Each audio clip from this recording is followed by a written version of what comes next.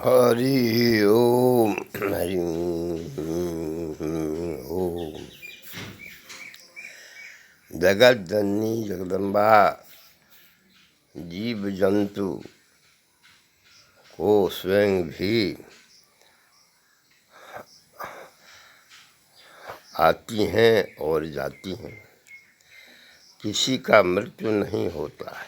यह सृष्टि परिवर्तनशील है। आवाहन के मूर्ति के आवाहन और विसर्जन, तो भसान क्यों होता है? तो इसीलिए कि खड़ पात और मिट्टी से बना हुआ मूर्ति में प्राण प्रतिष्ठा देते हैं और उसको विधि शास्त्रानुसार पूजन करते हैं।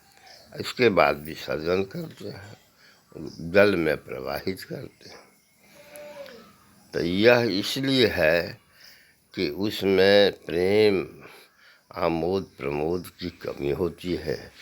पूजा पाठ स्नेह आदि में भी विघटन होता है।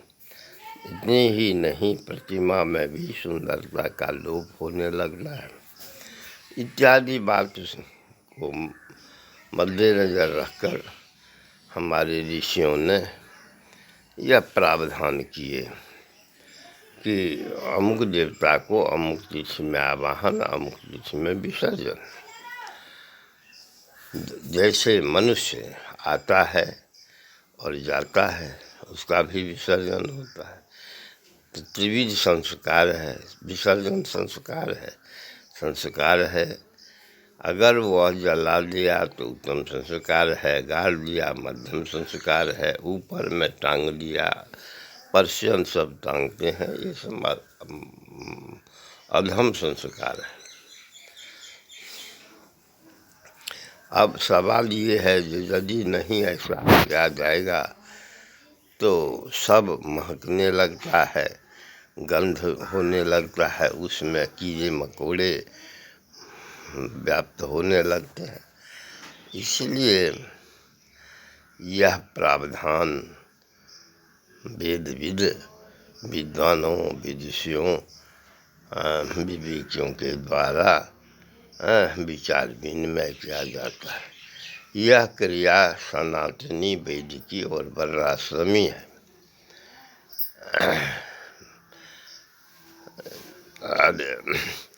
संपूर्ण विश्व के सभी मतांतर पथांतर से अगर सनातनी वैदिकी और वर्णाश्रमी वस्तु को हटा लें तो कुछ नहीं बनता है। अब सवाल ये है, जो मक्का में अरब ऋषि मकेश्वर नाथ स्थापित किए, 71 पूजेगिरी वहाँ था, ब्राह्मण 171, 150 बौद्धायन जाके मारपीट किया, भगा दिया। राम स्वयं आए, खुदा कह दिया, फिर दया दिखाए रहम तो रहीम कह दिया। बाइबिल कुरान के प्रारंभिक प्रकरण है। इतनी ही नहीं, शुक्र दिन अगर देवी भागवत में वर्णित है, जो सब रोज अगर आराधना संभव नहीं है तो शुक्र दिन अनिवार्यता होना चाहिए, जो ईसाई और इस्लाम दोनों करते हैं। तथा भगवान भी शुक्र दिन राम अयोध्या में कौशल्या घर में शुक्र दिन मध्याह्न में आए।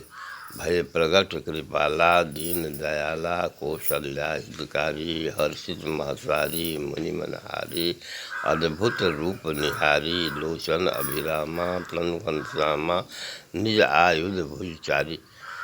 क्या भगवान कृष्ण भी मध्य रात्रि में भाद्र कृष्ण अष्टमी में आए। ये चंद्रवंशी हैं और वो सूर्यवंशी हैं। सबसे घृणित बात ये है कि हमारे यहाँ बायोडाटा है, राम वंशावली, कृष्ण वंशावली, समस्त देवी देवता आराधन विसर्जन पूजन पद्धति पर्याप्त है, लेकिन पथ मतांतर मत मतांतर सनातन वेद की वर्णाश्रम के विपक्ष में विभिन्न पाश्चात्य प्रसारक विध्वंसक हो गया है। यही विकलता का विशिष्ट विधान है। मैं क्या कहूँ, सबसे इतनी ही बात कहता हूँ कि आध्यात्मिक प्रवचन गो में हमारा प्रवचन हज़ारों है, पढ़िए, यूट्यूब में है, मोबाइल में है, जहाँ तहाँ है, टीवी में है, और उस आधार पर आप निर्णय कीजिएगा। तथा शंकराचार्य का भी पढ़िए, उस पर आपको अनुभव हो जाएगा कि यह संसार में वास्तविक में सनातनी वेद की वर्णाश्रमी ही सर्वे सब कुछ है। धर्म एको ही सनातन, विद्या एको ही ब्रह्म विद्या, 32 संस्कृत कला। अब विलक्षण सुंदर विलक्षण आदि विलक्षण वर्णाश्रम। अतः सबों से मैं आग्रह करता हूँ कि आध्यात्मिक बनिए, उसमें सर्वांगीण कल्याण है। विपरीत में तो मैं क्या कहूँ, आप अपने सोचिए।